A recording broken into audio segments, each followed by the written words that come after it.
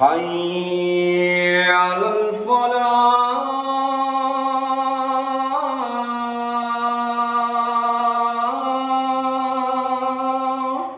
Assalamualaikum warahmatullahi wabarakatuh. A'udzu billahi minasy syaithanir rajim. Bismillahirrahmanirrahim. Alhamdulillahi wassalatu wassalamu ala Rasulillahi wa ala alihi wa sahbihi ajma'in. Ang papuri kay Allah subhanahu wa ta'ala, ang siyang tunay at tanging nag-iisang Diyos, at naway ang kanyang pagpapala, kapayapaan, pagpugay ay mapasa ating mahal na propeta Muhammad sallallahu alaihi wasallam. Ako'y sumasaksi na walang ibang Diyos na dapat sambahin maliban si Allah, at ako'y sumasaksi na si Muhammad sallallahu alaihi wasallam ay kanyang propeta at huling sugo.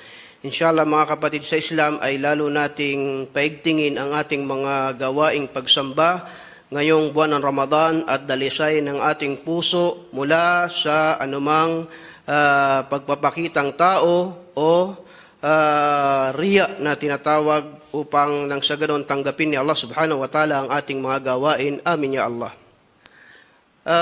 Madalas sinasabi natin na ang pananampalataya ay naglalakbay para mahanap, marahil sapagkat hindi batid ng bawat isa kung saan siya talaga dadalhin ng kanyang paniniwala o pananampalataya. Inshallah sa gabing ito ay pakinggan natin ang kasaysayan ni Salman Al-Farisi radhiyallahu ta'ala anhu, sapagkat literally siya ay naglakbay sa iba't ibang lugar para makita ang katotohanan ng Islam. So si Salman Al-Farisi ay mula sa Persia. Kaya Parisi, ang ibig sabihin nun, Persian, na ngayon ay Iraq, Iran. Sa Persia ay may lugar doon na Isfahan, at ang pamilya nila ang namumuno doon sa pagsamba sa apoy.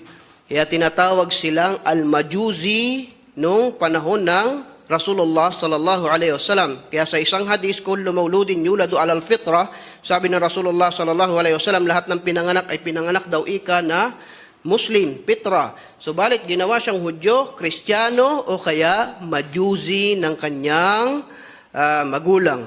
So ibig sabihin, kung ang magulang mo hindi ka tinuruan ng reliyon, ikaw ay automatic na Muslim. Kaya si Salman, ang tatay niya ay, sabihin nating, leader nung kulto ng Majusi sa lugar nila nung panahon niya. So si Salman bilang isang bata na ang tatay niya ay leader ng kulto o ng reliyon, meron siyang malaking tungkulin. Kaya kinikwento niya sa mga sahaba. Sinasabi niya, ako ang tagapanatili ng apoy na sinasamba ng aming mga tao. Pag hindi ko pinatili yung apoy, hindi nila masasamba yun. Kaya siya yung naghahanap ng mga panggatong, siya kasi sinasamba nila apoy eh. So kailangan magningas yung apoy para masamba. So isang araw, dito siya nagsimula, mabuksan. Inutusan siya ng kanyang tatay na magpunta sa bayan para sa isang partikular na utos. Subalit sa unang pagkakataon, nakita niya na may ibang grupo na sumasamba sa Diyos. Nagkaroon siya ng interes dahil ang sinasamba ng tinanong niya ay Diyos daw na tagapaglikha. Inisip niya na kami, sinasamba namin, kami yung naglilikha. Pero ito, ang sinasamba nila, yung naglikha sa kanila. Sabi niya, may katwiran to. At nanatili siya doon buong maghapon na hindi niya nagawa yung utos na wala sa isip niya. Nagtanong, kasi religious nagtanong siya ng nagtanong, saan ba ito nagmula? Sinabi sa kanya, nagmula daw ito sa Sham. Doon mo makikita yung mga matataas na opisyal ng reliyon na ito. So sa madaling salita, pag uwi niya ng bahay, ay sinabi niya sa tatay niya, tuwan-tuwa siya, tay, may nakita akong reliyon. At yung sinasamba nila, hindi apoy, hindi katulad sa atin. Mas maganda yung religion nila kaysa sa atin. Nang narinig ng tatay to, ay galit na galit sa kanya, dismayado, at hindi niya nagawa yung utos sa kanya, at natakot yung tatay na babalik-balik siya doon, itinali siya sa kwarto kinulong. Kung mapapansin nyo, halos pareho ng kwento nino, Mus'ab ibn Umair, yung mayaman. Yung mayaman na ikinulong din dahil ayaw makakita ng ibang reliyon. So kinulong siya, pero sinasabi na natin ngayon pa lang na napakatalino nitong si Salman al-Farisi radiyallahu anhu. Ang ginawa niya, nakapagpadala siya ng mensahe doon sa grupong nakita niya sa bayan, sa papanong paraan, hindi natin alam, definitely hindi text yun at hindi sa messenger. Sinabi niya na kailan yung caravan ninyo na papunta ng Siyam, sasabay ako doon, sabihan niyo ako at kakailanganin kong tumakas dito.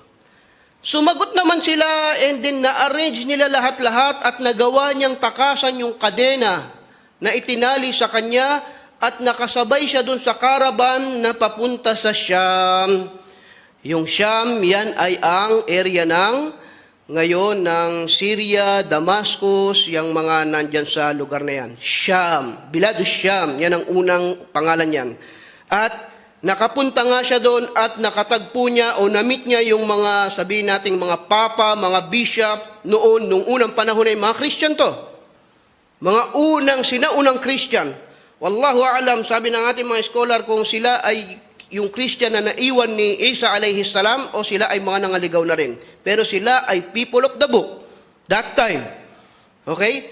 So ang ginawa niya, nagpaampun siya doon sa mga bishop, sa mga namumuno doon, sa isang particular na leader ng Christian, pinakamataas sa Siyam, at nagpaampun siya, nagpaalila.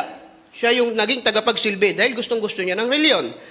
At lumipas ang mahabang panahon niya doon, na nag-aaral siya doon, pero hindi niya gusto yung pinuno. Dahil yung pinuno ay may ginagawang mali. Hanggang namatay yung bishop na yon at binunyag na yung pagkakamali niya. Ayoko dyan eh. Bakit? Magnanakaw. Nagalit sa kanya yung mga tao. Ba't mo sinabi magnanakaw? Kinukuha niya yung pera niyo. Nagagalit sa kanya yung tao, pero bago kayo magalit sa akin, ituturo ko sa inyo kung saan niya dinadalang kayamanan. Tinuro niya yung isang lihim na silid at tingnan niyo, nandyan ng mga pera niyo. At napatunayan na siya ay tapat sa kanyang sinasabi. Anyway, may pumalit doon sa pinuno na yon, ng reliyon na yon, at yon ay naging matapat na pinuno ng Christian at mahal na mahal niya yon ayon sa ulat. Ngayon, malapit na rin mamatay yon, yung pinuno na yon. Tinanong niya yon. Sabi niya, napapansin ko, tingnan niyo napapansin ko hindi na tayo nakakasunod mula doon sa original na kasulatan na ating tangan-tangan. Maaari mo bang ituro sa akin, saan ko talaga mapag-aaralan yung original na turo ng ating reliyon? Ituro mo sa akin. At bago mamatay yon, namatay rin, itinuro sa kanya na pumunta ka kay Al-Mosul sa Iraq. Punta siya sa Iraq.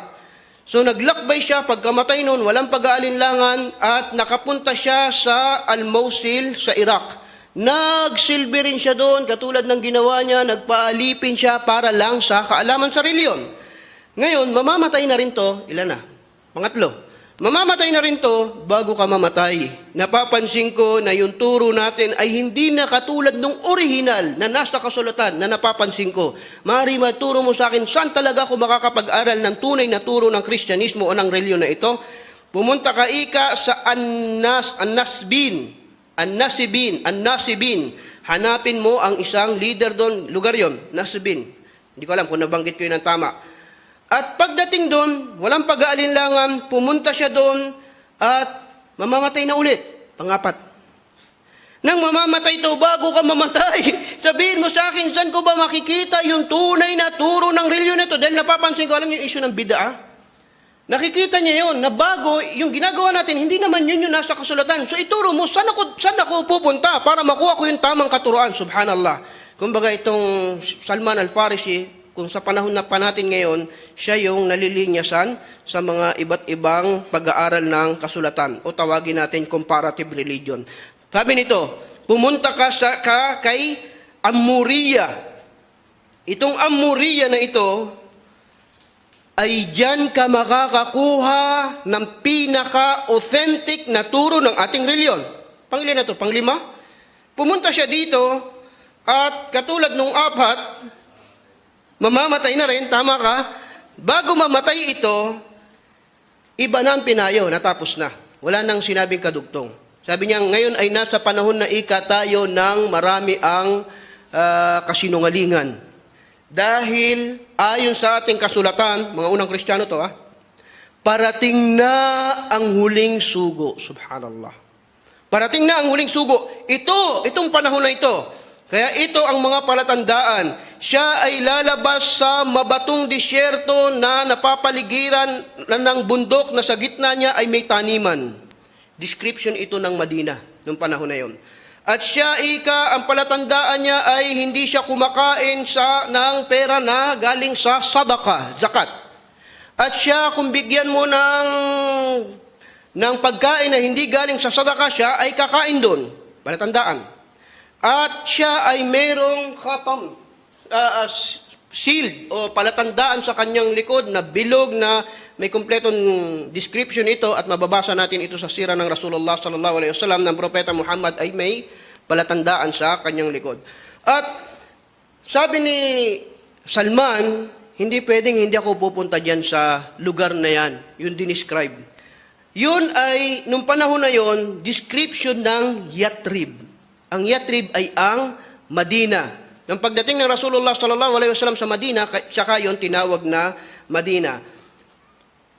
Balitang-balita na sa mga Hudyo, dahil sila ay people of the book, Jews and Christian, na may parating na propeta.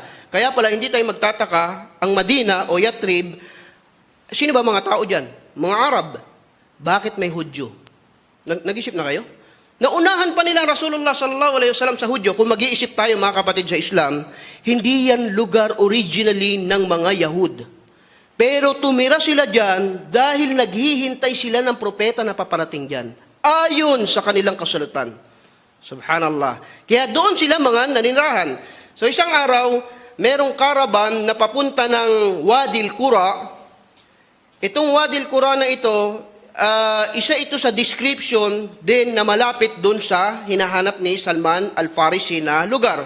Sabi niya, papunta pala ito ng Madina, na kung saan yun yung description ng lugar ayon kay Amuriya. Sundan nyo Okay, sabi niya, sasabay ako sa inyo. Anong pambabayad mo? May ilan ako naipon, mga hayop, tupa, mga kambing, bayad ko sa inyo para makasama ako sa inyo sa lugar na gusto kong puntahan at baka nandun yung propeta. Okay, sige, sumama ka. Sinama siya nitong mga Hudyo na ito, mga traveler na ito. Hanggang sa sila ay makarating sa Wadi al-Qura, at pagdating doon, sinabi sa kanyang Salman, asan yung bayad mo? Ayan, mga tupa, sa inyo yan. At ikaw simula ngayon ay amin ng bihag o alipin at ibibenta ka namin. Subhanallah. Hindi niya akalaing, pero wala siyang pag-aalinlangan. Ang importante sa akin, makarating sa lugar at makita ko yung propeta. Sige, kung ako may maging alipin, inshallah, hindi ako pababayaan ni Allah. Saan ba siya galing? Tandaan natin, mataas yung posisyon ng kanyang tatay dun sa kanyang tribo. Pero tumakas siya, nagpapunta siya sa ilang mga tao para mag-aral ng reliyon. Hanggang ngayon, naging alipin na siya. Nung naging alipin siya, nagmay-ari sa kanya ang isang Hudyo sa Wadi al-Qura, at itong Hudyo na ito, may bumisita na pinsan. Yung bumisita ng pinsan mula sa ibang lugar, bibilin ko na lang to. Binenta siya at napunta na naman siya doon sa ibang pagmamay-ari. So parang lumayo na ng husto kung nasan siya, binenta na siya, nagpalipat-lipat siya ng mga amo, pero etong bumili sa kanya na bagong Hudyo ay mula sa Banu Qurayda. Iyon na. Nagkaroon na ng connection. Ang Banu Qurayda ay ang mga Hudyo na ninirahan sa likod ng Madina. Kung pag-aaralan natin yung Ghazwatul Khandaq, sila yung mga nagtaksil sa Rasulullah sallallahu alaihi wasallam sa kasunduan. Nung dinala siya sa Banu Qurayda, kilala niyo Banu Qurayda? Tuwang-tuwa siya kahit naalipin siya. Wow, ang sarap dito, ang saya. Bakit? Ito yung description ng lugar na darating yung propeta. Para siyang hindi inalipin na pinagbibenta kung saan-saan dahil tuwan-tuwa siya at siya ay nandun sa lugar na kanyang pinuntahan. Para sa kanya, yun ang kasiyahan. So isang araw, yung kanyang amo ay may bisita at nag-uusap. Narinig niya sa kwentuhan ng kanyang mga amo, masisira ang Aus at Khazraj. Tandaan niyo itong mga pangalan na ito. Pag madalas niyo ito marinig, mapapamilyar din sa inyo. 2 tribo ito sa Madina. Masisira ang Aus at Khazraj. Ito yung mga Arabo sa Madina. Bakit? Sabi ng isa, dahil sumunod sila dyan sa bagong kilala nilang propeta na hindi nila alam kung saan galing. Susunod sila ng gano'n na lang, masisira yung mga taong yan. Narinig niya bagong propeta, Tapos napasabat siya dahil hindi niya napigilan yung kanyang damdamin. Saan niyo ba yung bagong propeta? Bagong propeta ba sabi mo? Sabi niya, anong pakialam mo? Sinampal siya, balik sa trabaho. Wala kang pakialam dito sa pinag-uusapan na to. Doon. Pero sa loob-loob niya, narinig ko na yung bagong propeta ay nasa Kuba. Subhanallah. Kwento to ni Salman. Tingnan nyo, nang naghijra ang Rasulullah sallallahu alaihi wasallam, hindi naman dumiretso ng Madina. Nag-istasyon pa sa Kuba at ang katotohanan, nagtayo pa siya doon muna ng masjid bago diretsong naglakbay papunta sa loob ng Madina. So yung unang dating ni Salman ay bagong kararating ng Rasulullah sallallahu alaihi wasallam doon sa Madina. Papasok pa lang, halos sabay. Tingnan niyo kung paano sila pinagtagpo ni Allah subhanahu wa ta'ala. Subhanallah. Pagdating doon, ang sabi niya nung gabi, pupunta ako ng Kuba. Ito na yung pinakahihintay niya eh. So, nung gabi, nag-ipon siya ng konting tamar, pumuslit siya, at nakita niya, ito siguro si Muhammad, ito siguro yung propeta, tinesting niya. Sabi niya, kayo po ay bagong dating dito, ako ay meron sa inyong alay, sadaka, tamar, sadaka ito, zakat. At nakita ng Rasulullah sallallahu alaihi wasallam at nagpasalamat, pero hindi kinain pinamigay sa mga sahaba. Sabi niya, 1 point. Ito yung hula. Hindi siya kakain ng sadaka. At pagkalipas ng araw, sabi niya, babalik ako. Narinig niya sa mga kwento-kwentuhan, mga Hudyo ng amo, na si Muhammad nandun na sa loob ng Madina. Tapos na sa Kuba. Nandun na yung Masjid al-Quba. Okay? Nandun na sa Madina. At sabi niya, pupunta naman ako. At iba naman ang approach ko ngayon. Pagpunta niya, ako po ay natutuwa. Kayo ay bago dito. Ako ay may regalo sa inyo. Hindi ito zakat. Hindi ito sadaka. Regalo ito, gift. Wala tong kinalaman sa sadaka, sa inyo na lang. At nakita niyang kumain doon ang Rasulullah sallallahu alaihi wasallam. 2 points. Subhanallah. Ito nga, kumain sa regalo at hindi kumain sa sadaka. Sabi niya, isa na lang ang hinahanap ko. So isang araw, nabalitaan niya na merong namatay sa Madina at pinamunuan ng Rasulullah sallallahu alaihi wasallam ang janaza. Okay? At alam niyo, ang janaza, ang mga tao ay nagbubuhat ng patay.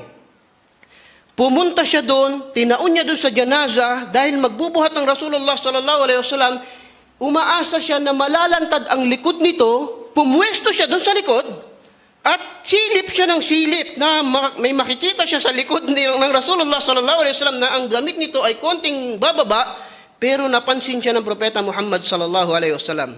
Nang napansin siya, sinadya ng Propeta sallallahu alaihi wasallam, ibaba yung kanyang damit at ipakita yung simbolo na hinahanap niya. Subhanallah, nang makita ito ni Salman, umiyak siya, niyakap niya Rasulullah sallallahu alaihi wasallam at sinabi niya, Ashhadu an la ilaha illallah wa annaka Rasulullah.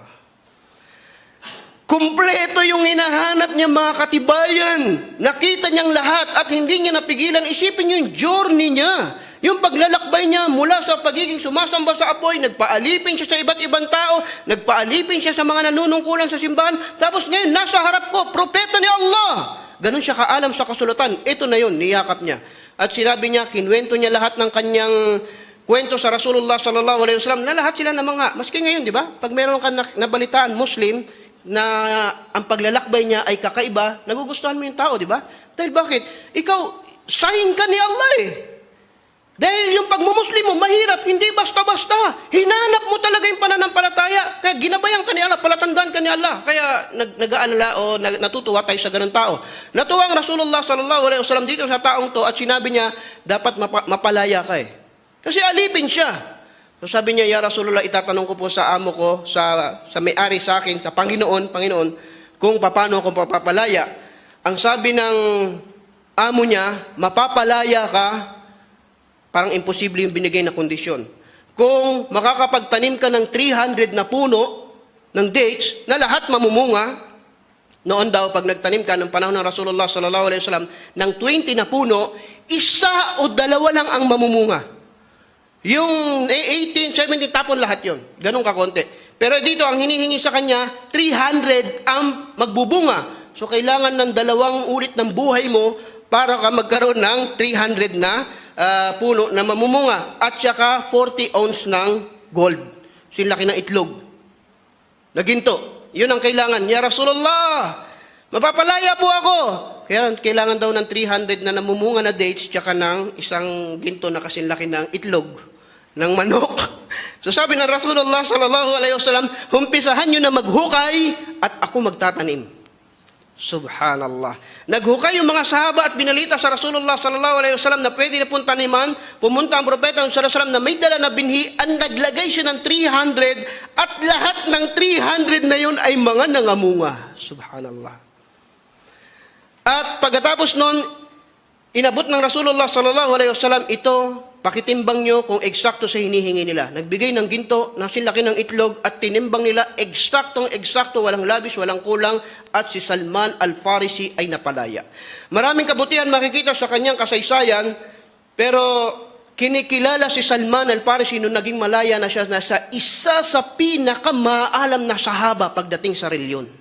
At pagkatapos ng kanyang journey na yon, kung hindi pa siya Muslim, ang husay niya na, mansipag niya na mag-aral, lalo nang siya ay naging Muslim. Hindi mo ma-imagine kung paano siya mag-isip, kung paano siya mag-aral.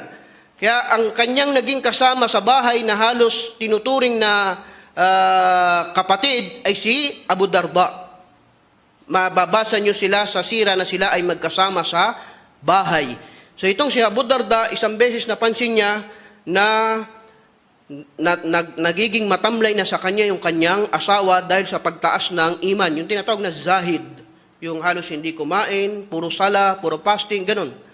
So, parang naawa siya dun sa asawa, kaya isang gabi, nagsala ito si Abu Darda ng pagkatapos ng Isya, na mababaw pa yung gabi. Sabi niya, matulog ka. Huwag ka muna magsala. Natulog naman to. Maya-maya bumalik. Pagkalipas lang ng ilang oras, matulog ka. Balik ka doon. Maya-maya bumalik, aga pa, matulog ka, balik ka doon. Pangatlo, hindi na bumalik, pero dumating ngayon thuluthul layl, yung malapit na magfajjar, tamang oras para magtahajjud, ginising niya, Abu Darda, kung gusto mo magsala ng tahajjud ng Qiyamul Layl, ito yung tamang oras. At nagsala siya, at natapos nila yung tahajjud. Hindi naman umangal si Abu Darda, pero sinabi niya yung sa Rasulullah sallallahu alaihi wasallam. Sabi ng propeta Muhammad sallallahu alaihi wasallam, pagkarinig yun, isipin nyo, pinipigilan magsala. Bakit? Kasi susobra eh. Sabi ng propeta Muhammad sallallahu alaihi wasallam, Sadaka Salman. Tama o ang ginawa ni Salman. Bakit? Sabi niya kay Abu Darda, ang katawan mo ay may karapatan sa iyo. Famous to. Ang oras mo may karapatan. Ang asawa mo may karapatan. Lahat ng nasa paligid natin ay may karapatan. At huwag mo ibigay lahat sa pagsamba at hindi ka magiging balanse. Nakikita nyo? May mga pagkakataon na dapat natin ito ipaliwanag sa ating mga kapatid. Lalo pag sobra niya siya na gumagawa ng pagsamba na wala sa lugar. Ano ibig sabihin ng wala sa lugar? Napapabayaan niya ang karapatan ng mga ibang tao na kapaligid sa kanya. Okay, sinasabi natin na marahil ang pinaka highlights, ng buhay ni Salman kung ating pag-aaralan ay ang digmaan ng Khandak. Ang digmaan ng Khandak, pangilan to? Pangatlo, na kung saan nag-ipon ng malaking sundalo para sila ay atakihin sa Madina, pero bago sila atakihin, alam nila na maraming sundalo yung nakapaligid sa kanila, si Salman al-Farisi ay nagmungkahi sa Rasulullah sallallahu alaihi wasallam, kami ika sa Persya. Tandaan natin, ang Persya ay nagiging kalaban ng Roman nung panahon na yon. Superpower! So si Salman, Persian siya, kumbaga, pagdating mo sa Arab, meron siyang superiority pagdating sa mga lahi-lahi nung panahon na yon dahil parang superpower sila. Sabi na sa Persya, ang ginagawa namin ika ay naghuhukay kami ng hukay Khandak para hindi kami kaagad mapasok ng kalaban. Tingnan nyo, pinrint ko sa likod kung gaano kalaki yung hukay. Yan daw ay merong 4.6 meters, halos ganito, itong masjid natin. At ang taas ay 3.23 meters, so 2 tao halos, kung 3 metro mahigit. Ang hinukay nila para mabarahan yung Madina at hindi makapasok yung sundalo. Hindi ko nagkakamali, nasa 10 kilometro. Ang hinukay nila. Allahu a'lam kung hindi ko matanda ng maayos. Pero mahaba yung hukay na yon, para sila ay hindi mapasok ng mga kalaban. Subhanallah. Yan ay kaninong suggestion? Kay Salman al-Farisi radiyallahu ta'ala anhu. Okay. Ito yung gusto kong ibigay na punto. Ang paghahanap sa gabay ay pinagsusumikapan, katulad nitong taong ito. Yun ang pinakamalaking aral, di ba? Meron tayong mapapansin mga tao, sabihin na natin matataas na mga tao. Gano'ng kataas? General, abogado, doktor, nagmuslim, pero hindi naman nagsisikap. Kaya pinananatili nila na mas mahal nila yung kanilang posisyon kaysa sa pagmumuslim nila, hindi sila bumababa, kaya hindi din nila makuha ng ganap yung kanilang pananampalataya.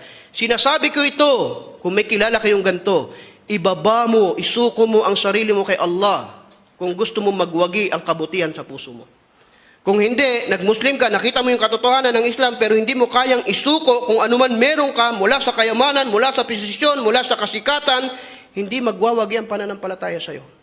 Ito mga taong ito binabanggit natin, matataas sila sa Islam. Umar ibn al-Khattab radiyallahu anhu, si Mus'ab bin Umayr radiyallahu anhu, si Hamza bin Abdul Muttalib, Salman al-Farisi, mga matataas ito sa lipunan. Nung nagmuslim, tinanggal lahat at sumama sa Rasulullah sallallahu alaihi wasallam, pero ngayon, mas malaki ang binigay na biyaya sa kanila ni Allah. Sa tuwing binabanggit natin ang kanilang mga pangalan, ano sinasabi natin?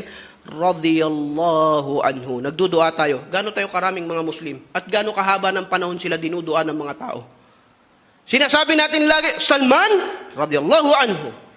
Umar, radiyallahu anhu. Kalugdan, kaawaan, nawa sila ni Allah subhanahu wa ta'ala. Naway magsilbi itong aral sa atin, inshallah, at makita ng mga tao kung paano nagsasakripisyo ang tao pagdating sa pananampalataya dahil ito ay tunay na papalitan naman ni Allah subhanahu wa ta'ala.